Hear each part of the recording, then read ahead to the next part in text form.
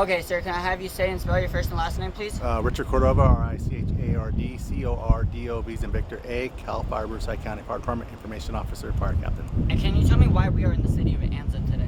So we had a fire breakout yesterday afternoon just south of the town of ANZA. This fire has erupted to approximately 1,200 acres and 5% containment at this time, and is moving in the direction of Terwilliger Valley Road and to that residence area. No, I've heard unconfirmed reports about a house was lost. We have confirmed that we lost an outbuilding and one vehicle at this time. Okay, and then can you talk about the resources on site and as well as the evacuation orders and where do people need to go if they were told to get evacuated or currently evacuating? We have numerous ground and air resources. The ground resources still continue to flood this area. We're still putting requests in for additional resources, and also getting the very large air tankers, including the Cal Fire air tankers, here at this location throughout the day.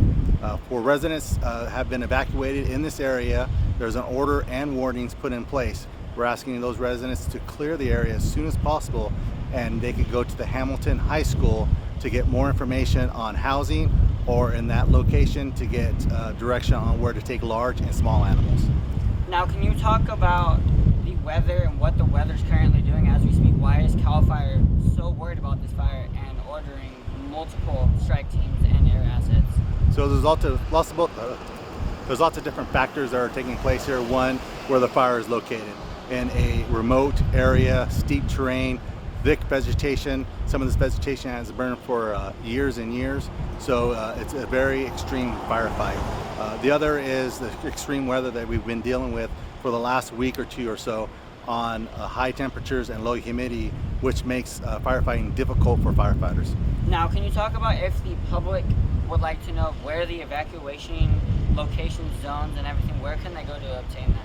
The best location to get those information on evacuation warnings and orders are to our website and our social media sites, which our social media sites are at Cal Fire RRU, and our website is rvcfire.org. Now, can you talk about the public trying to come up the mountain? There's several road closures, the community is stressed, there's horses, there's livestock, and what can you tell the public to recommend? We'd like to recommend to the public that we do have evacuation orders and warnings in place. When people come into these areas, especially the road closures and the order areas, it makes fighting fire very difficult for the firefighters, because now we have to hamper with traffic of people coming in and out. We know people want to remove their livestock and get that